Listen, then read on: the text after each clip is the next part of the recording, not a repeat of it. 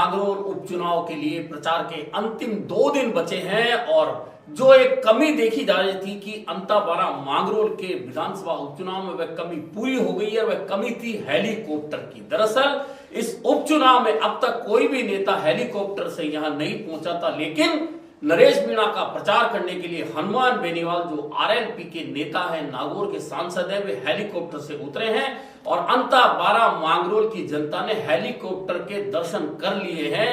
उधर आज जो सभा हुई है उस सभा को संबोधित करने के लिए सिर्फ हनुमान बेनीवाल नहीं बल्कि राज्यसभा सांसद और आपके नेता संजय सिंह, अतुल प्रधान जो उत्तर प्रदेश के विधायक हैं, वे भी पहुंच रहे हैं। और दरअसल ये तमाम नेता नरेश मीणा के लिए वोट की अपील करने जा रहे हैं। लेकिन उधर एक सवाल पूछा गया पूर्व सांसद मानवेंद्र सिंह से। मानवेंद्र सिंह से एक पत्रकार ने पूछा कि नरेश मीणा के लिए हनुमान बेनीवाल हेलीकॉप्टर लेकर पहुंच रहे हैं, तो मानवेंद्र सिंह का बहुत सीधा सा जवाब था कि हेलीकॉप्टर, नरेश मीणा कौन है मैं नहीं जानता और वोट हेलीकॉप्टर से नहीं मिलते, वोट जनता से मिलते हैं। यह कहकर मानवेंद्र सिंह ने एक तरह से इस पूरी जो कवायद थी, पूरा माहौल बनाया जा रहा था, उसकी हवा निकालने का प्रयास किया है। लेकिन उधर अगर सभा की बात की जाए जो नरेश मीणा के समर्थन में हुई है, तो उस सभा में भीड़ तो उमड़ी है। और भीड़ को लेकर मैं बार बार कहता हूं कि नरेश मीणा के पास में भीड़ का मैनेजमेंट है। वह भीड़ कहां से आती है, कैसे आती है, क्यों आती है, किसकी आती है, इस पर कोई सवाल नहीं उठाया जा सकता। भीड़ आती है, भीड़ है, लेकिन क्या वह भीड़ पूरी की पूरी 12 अंता मांगरोल विधानसभा क्षेत्र की है? और अगर है तो क्या वह पूरी भीड़ वह है जो नरेश मीणा को वोट देने वाली है या सिर्फ सभा में लाई गई भीड़ है? इसका अंदाजा अभी नहीं लगाया जा सकता। इसका अंदाजा तो 14 नवंबर को ही सामने आएगा, जब सारे प्रचार, सारी कवायद, सारी भागदौड़, तमाम नेताओं के भाषणों का निचोड़ उस चुनाव परिणाम में निकल कर आएगा जो 14 नवंबर को आने वाला है। दरअसल यह उपचुनाव अपने आप में अनोखा हो गया है। प्रमोद जैन भाया यहां से 5वां चुनाव लड़ रहे हैं कांग्रेस के टिकट पर।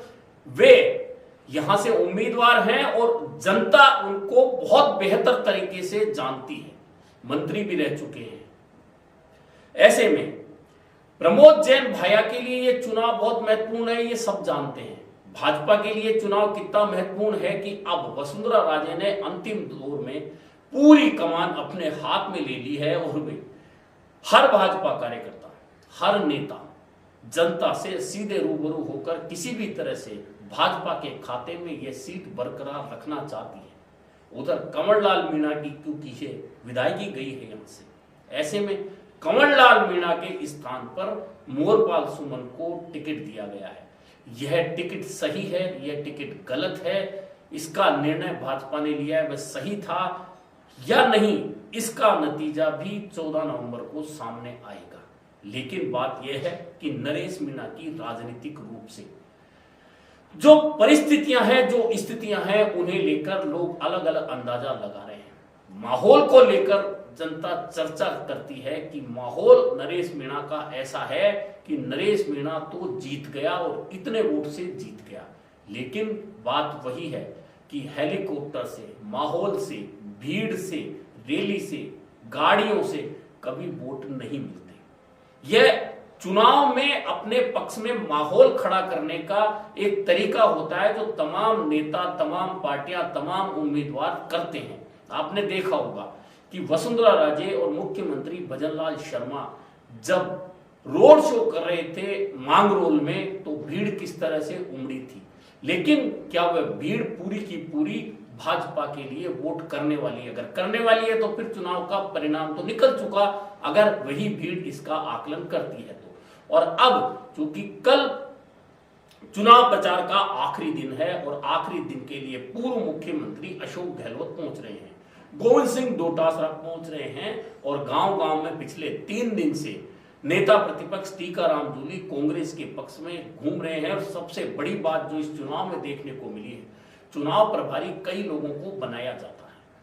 चुनाव प्रभारी कई लोग बनते हैं, अपने अपने तरीके से चुनाव का प्रभार संभालते हैं, लेकिन अंताबारा मांगरोल के चुनाव की एक खास बात यह है कि कांग्रेस ने अशोक चांदना को चुनाव प्रभारी बनाया और अशोक चांदना ने जिस तरह से प्रभार संभाला, उन्होंने ऐसा सिस्टम बनाया है प्रमोद जैन भाया के प्रचार का कि जैसे खुद अशोक चांदना ही उम्मीदवार हो, ऐसे हर व्यक्ति से संपर्क करने के अलावा रोजाना फीडबैक लेना, नया टास्क देना, और जिस तरह से उन्होंने पूरी टीम को गांव-गांव ढाणियों में फैला दिया है और माइक्रो मैनेजमेंट किया है, वह काबिले तारीफ है। और चुनाव परिणाम जो भी होगा वह अलग बात है, लेकिन अशोक चांदना की इस बात के लिए तारीफ निश्चित तौर पर होगी कि उन्होंने चुनाव प्रभारी बनने के बाद अंताबारा मांगरोल की धरती पर जिस तरह से कांग्रेस उम्मीदवार प्रमोद जैन भाया का रंग जमाने में कोई कसर नहीं छोड़ी है, वह काबिले तारीफ है। अब चूंकि कल पूर्व मुख्यमंत्री अशोक गहलोत सड़कों पर उतरने वाले हैं, तो वह रंग भी अलग टाइप का जमेगा, ये तय मानकर चलिए, क्योंकि यह एक विधानसभा का उपचुनाव है। इससे पहले राजस्थान में 7 उपचुनाव हो चुके हैं, उनमें भाजपा ने बाजी ज्यादा मारी है। हनुमान बेनीवाल का चुनाव भी वह था जिसके अंदर खीमसर से उनकी पत्नी हारी थी, यानी कि वहां भी भाजपा ने उन्हें मात दी थी। लेकिन अब राज्यसभा सांसद संजय सिंह, अतुल प्रधान और हनुमान बेनीवाल नरेश मीणा के लिए वोट मांग रहे हैं। आपको याद होगा कि संजय सिंह आपके राजस्थान के प्रभारी रह चुके, उन्होंने कभी आपके लिए भी इतनी बड़ी रैलियां नहीं देखी होगी, लेकिन नरेश मीणा की रैली में जाकर वे भाषण देने वाले हैं, भाषण दे रहे हैं और नरेश मीणा के लिए वोट मांग रहे हैं। अतुल प्रधान नरेश मीणा के हर कार्यक्रम में मौजूद रहते हैं, वे उत्तर प्रदेश से वे विधायक हैं और नरेश मीणा की नामांकन रैली में भी आए थे। जयपुर में जब नरेश मीणा धरना दे रहे थे, अनशन कर रहे थे, तब भी आए थे। उससे पहले देवली उनियारा को लेकर मामला था, तब भी आए थे। यानी कि तमाम जगहों पर अतुल प्रधान नरेश मीणा के साथ खड़े होते हैं। लेकिन इन लोगों के, तीनों नेताओं के, इसके अलावा अन्य नेताओं के वहां पहुंचने का कितना असर अंताबारा मांगरोल की जनता पर होने वाला है, यह देखना महत्वपूर्ण होना है, क्योंकि यह चुनाव कोई छोटा चुनाव नहीं है। और सबसे बड़ा सवाल यही है कि नरेश मीणा का इस चुनाव में क्या होगा, क्योंकि 23 महीने में 3 चुनाव निर्दलीय के रूप में लड़ना कोई छोटी बात नहीं है। भीड़ जुटाना बार बार कोई छोटी बात नहीं है, लेकिन बात यही है कि भीड़ हर बार जुटती है, लेकिन किनारे पर आकर नरेश मीणा की नाव डूब जाती है। और इस बार क्या होने वाला है, इसे लेकर फिलहाल प्रेक्षकों का सीधा सीधा कहना है कि मुख्य मुकाबला तो दोनों राजनीतिक दल कांग्रेस और भाजपा के बीच ही होना है। लेकिन नरेश मीणा माहौल बना रहे हैं, संघर्ष को त्रिकोणीय बना दिया है, ये तमाम लोग मानते हैं। लेकिन नरेश मीणा उस जगह तक पहुंचेंगे, उन वोटों तक पहुंचेंगे, उतने वोट इकट्ठा कर पाएंगे जो कि जीत के लिए जरूरी है, इसे लेकर लोग अभी संशय में है। कुल मिलाकर नरेश मीणा ने ताकत तो दिखा दी है और बार बार दिखा दी है, लेकिन बात वही है कि जब आम जनता के बीच में चर्चा होती है तो नरेश मीणा के पुराने भाषण, बयान और उनका बोलने का तरीका, कार्यकर्ताओं से बात करने का तरीका, उग्र होने का तरीका, वह कहीं ना कहीं उनके लिए निगेटिव फैक्टर बना हुआ है। इस निगेटिव फैक्टर के साथ में क्या नरेश मीणा चमत्कार दिखा पाएंगे, यह बहुत महत्वपूर्ण बात है जो देखने की इस चुनाव में। लेकिन कुल मिलाकर त्रिकोणीय संघर्ष वाला यह उपचुनाव राजस्थान में एक नई मिसाल लिखने वाला, यह तय मानकर चलिए। जीतेगा कौन, हारेगा कौन, तीसरे नंबर पर कौन आएगा, ये सारी तस्वीर 14 नवंबर को साफ होगी। लेकिन जो भी स्थितियां बनी है उसमें नरेश मीणा खुद को चर्चा में रखने में राजस्थान की राजनीति में कामयाब रहे हैं।